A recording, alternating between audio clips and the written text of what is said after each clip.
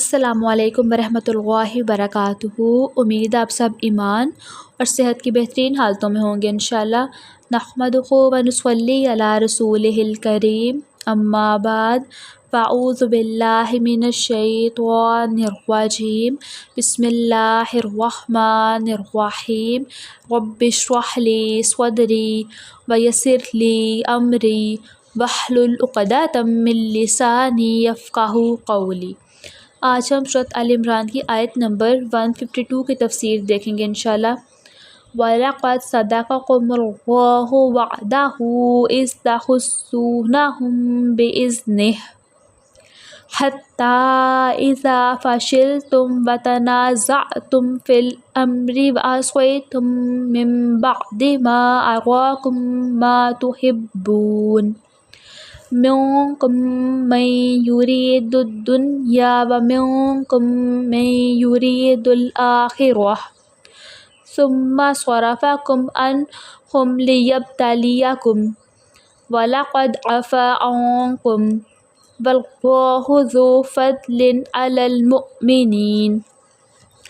اور بلا شبہ یقیناً اللہ تعالیٰ نے تم سے اپنے وعدے کو سچا کر دکھایا جب تم اس کے حکم سے انہیں کاٹ رہے تھے، یہاں تک کہ جب تم ہمت پست ہو گئے اور حکم کے بارے میں جھگڑا کیا اور تم نے نافرمانی کی، اس کے بعد جو اس نے تمہیں وہ چیز دکھائی جو تم پسند کرتے تھے۔ تم میں سے کوئی دنیا چاہتا ہے اور تم میں سے ہی کوئی آخرت چاہتا ہے، پھر اللہ تعالیٰ نے تمہیں ان سے پھیر دیا تاکہ وہ تمہیں آزمائے، اور بلا شبہ اس نے یقیناً تمہیں معاف کر دیا، اور اللہ تعالیٰ ایمان والوں پر بڑے فضل والا ہے۔ غزوہ احد میں مسلمانوں کی ابتدائی فتح کے بعد شکست کیسے ہوئی، اس کی وضاحت اس آیت میں کی گئی ہے۔ اللہ تعالیٰ کے وعدے کے مطابق مسلمانوں کو ابتدا میں فتح نصیب ہوئی، لیکن جب مسلمانوں نے بزدلی دکھائی، رسول اللہ صلی اللہ علیہ وسلم کے حکم کے بارے میں آپس میں جھگڑا کیا اور رسول اللہ صلی اللہ علیہ وسلم کی نافرمانی کی، تو دشمن نے دوبارہ حملہ کر دیا، مسلمان بدحواس ہو گئے اور ان کی ابتدائی فتح شکست میں بدل گئی۔ اور بلا شبہ یقیناً اللہ تعالیٰ نے تم سے اپنے وعدے کو سچ کر دکھایا۔ اللہ تعالیٰ نے جو فتح نصرت کا وعدہ تم سے کیا اسے سچ کر دکھایا، یعنی وہ اپنے مومن بندوں کی مدد کرتا ہے اور کافروں پر انہیں غلبہ دیتا ہے۔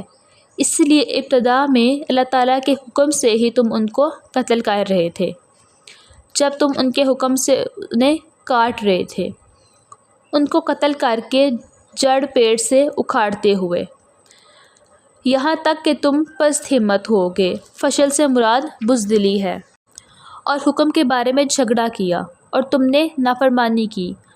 تم نے نبی کے حکم کے بارے میں جھگڑا کیا اور رسول کی نافرمانی کی، اس کے بعد جو اس نے تمہیں وہ چیز دکھائی جو تم پسند کرتے تھے۔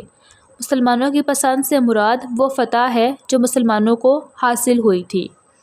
مسلمانوں کو جب ابتدا میں فتح نصیب ہوئی اور وہ مال غنیمت لوٹنے لگے، تو جن تیر اندازوں کو رسول اللہ صلی اللہ علیہ وسلم نے گھاٹی پر متعین فرمایا تھا، ان میں سے اکثر کہنے لگے کہ ہمیں فتح تک نگرانی کا حکم تھا، اب ہمیں مال غنیمت لوٹنے کے لیے جانا چاہیے۔ بعض لوگوں نے کہا، رسول اللہ صلی اللہ علیہ وسلم نے ہمیں یہاں متعین کیا ہے، ہمیں اگلے حکم تک یہاں سے نہیں ہٹنا چاہیے۔ اس گھاٹی پر چند سوار رہ گئے اور باقی مال غنیمت لوٹنے لگ گئے، یہی ان کی نافرمانی تھی۔ تم میں سے کوئی دنیا چاہتا ہے اور تم ہی میں سے کوئی آخرت چاہتا ہے۔ مسلمانوں کے گروہ میں اختلاف پیدا ہوا، ایک گروہ نے مال غنیمت کا ارادہ کر لیا اور دوسرے نے ثواب آخرت کو ترجیح دی۔ اس طرح ان کا ہدف ایک نہ رہا، خلوص متاثر ہوا، اور یہ جنگ خالص اللہ تعالیٰ کے لیے نہ رہی۔ پھر اللہ تعالیٰ نے تمہیں ان سے پھیر دیا تاکہ وہ تمہیں آزمائے۔ اللہ تعالیٰ نے تمہیں ان کے مقابلے میں پھیر کر بھگا دیا۔ اللہ تعالیٰ کی طرف سے تمہاری آزمائش اور تمہارے امتحان کے طور پر جیت دشمن کے ہاتھ رہی، تاکہ مومن اور کافر، فرمانبردار اور نافرمان کے درمیان فرق ہو جائے، اور بلا شبہ اس نے تمہیں معاف کر دیا۔ اللہ تعالیٰ نے مسلمانوں کے بزدلی دکھانے کو معاف کر دیا۔ اللہ تعالیٰ نے مسلمانوں کے آپس میں اختلاف کرنے کو معاف کر دیا۔ اللہ تعالیٰ نے مسلمانوں کے رسول اللہ صلی اللہ علیہ وسلم کی نافرمانی کرنے کو معاف کر دیا۔ اللہ تعالیٰ نے مسلمانوں کے احد کے میدان سے شکست کھا کر بھاگنے کو معاف کر دیا، اور اللہ تعالیٰ ایمان والوں پر فضل کرنے والا ہے۔ اللہ تعالیٰ کا ان کی کوتاہیوں کے باوجود انہیں معاف فرما دینا اس کا فضل تھا۔ وآخر دعوانا ان الحمد للہ رب العالمین سبحانک اللہم وبحمدک اشہد ان لا الہ الا انت استغفرک واتوب الیک۔